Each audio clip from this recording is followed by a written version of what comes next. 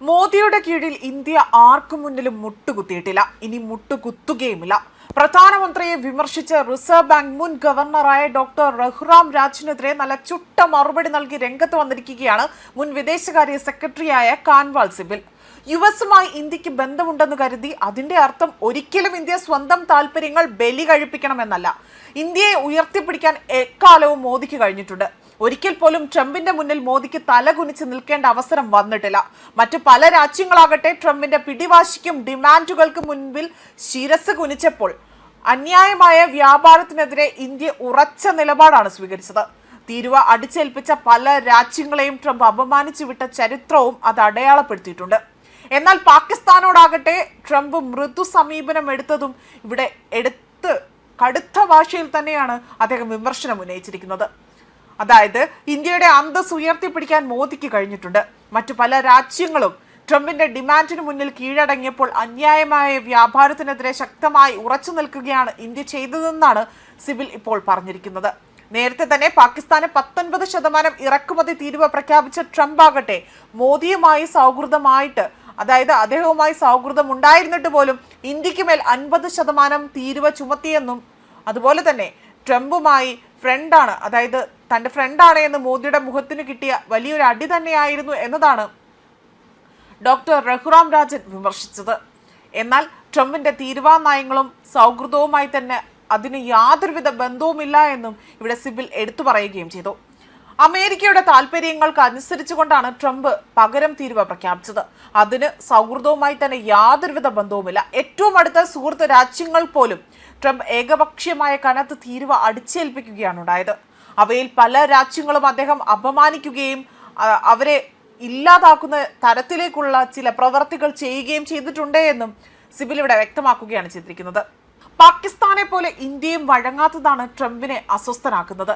ഇന്ത്യയും പാകിസ്ഥാനെ പോലെ തന്നെ അമേരിക്കയോട് അടുക്കണമെന്നതാണോ രാജൻ പറയുന്നതെന്നും സിബൽ ചോദിച്ചു. ഇന്ത്യൻ പാകിസ്ഥാൻ സംഘർഷം അവസാനിപ്പിക്കാനുള്ള ക്രെഡിറ്റ് അത് നൽകിക്കൊണ്ട് ട്രംപിനെ നൊബേലിന് നാമനിർദ്ദേശം ചെയ്യുന്നതാണോ, അല്ലെങ്കിൽ അത്തരത്തിലാണോ ചെയ്യേണ്ടിരുന്നതെന്നും അദ്ദേഹം ഇവിടെ ഉന്നയിക്കുകയാണ് ചെയ്തിരിക്കുന്നത്. യുഎസുമായി ഇന്ത്യക്ക് ചങ്ങാത്തമുണ്ട് എന്നതിനർത്ഥം ഇന്ത്യ സ്വന്തം താല്പര്യങ്ങൾ ബലി കഴിപ്പിക്കണമെന്നല്ല. അമേരിക്കൻ കച്ചവടക്കാർക്ക് വേണ്ടി ഇന്ത്യൻ കാർഷിക ക്ഷീരോൽപ്പന്ന വിപണികൾ തുറന്നു കൊടുക്കണം എന്നതാണോ ഇവിടെ രാജൻ പറയുന്നതെന്നും ഇദ്ദേഹം ചോദ്യം ഉന്നയിക്കുകയാണ് ചെയ്തിരിക്കുന്നത്. ജനിതക മാറ്റം വരുത്തിയ കാർഷിക ഉൽപ്പന്നങ്ങൾ നമ്മൾ വാങ്ങണോ എന്നും നമ്മുടെ ഊർജ നയങ്ങളിൽ തീരുമാനമെടുക്കാൻ അമേരിക്കയെ അനുവദിക്കണമെന്നതാണോ ഇവിടെ വേണ്ടതെന്ന ചോദ്യമാണ് സിബൽ ഉന്നയിച്ചിരിക്കുന്നത്.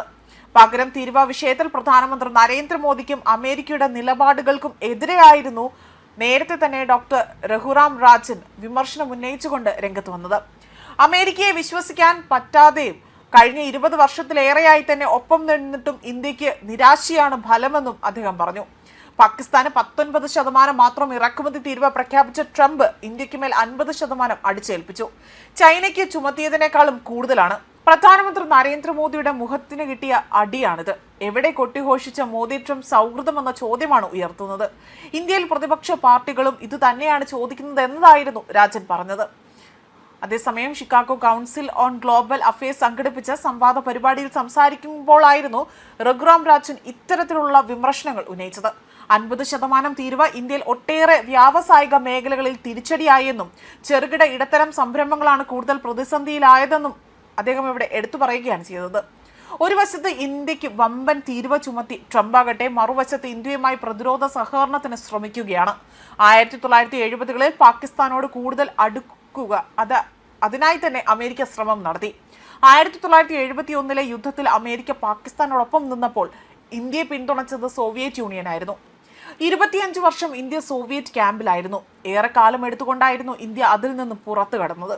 ഇന്ത്യക്ക് ഒട്ടേറെ സൗഹൃദ തലങ്ങൾ ഉണ്ടായിട്ടൊന്നുമില്ല എന്നും അയൽക്കാരാണെങ്കിൽ പോലും ചൈനയെ സംശയത്തോടെ മാത്രമേ ഇന്ത്യ ഇപ്പോഴും കണ്ടിട്ടുള്ളൂ. ചൈനയുമായി ഇന്ത്യ യുദ്ധത്തിൽ ഏർപ്പെടുകയും ചെയ്തിരുന്നു.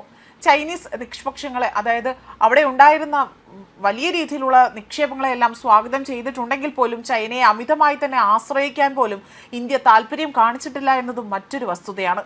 ഇതിനെല്ലാം ഇടയിലാണ് ഇക്കാര്യങ്ങളെല്ലാം ഉയർത്തിപ്പിടിച്ചുകൊണ്ട് തന്നെ ഇപ്പോൾ അദ്ദേഹം വലിയ രീതിയിലുള്ള വിമർശനം അഴിച്ചുവിട്ടുകൊണ്ട് രംഗത്ത് വന്നിരിക്കുന്നതും. ന്യൂസ് ഡെസ്ക് കർമ്മ ന്യൂസ്.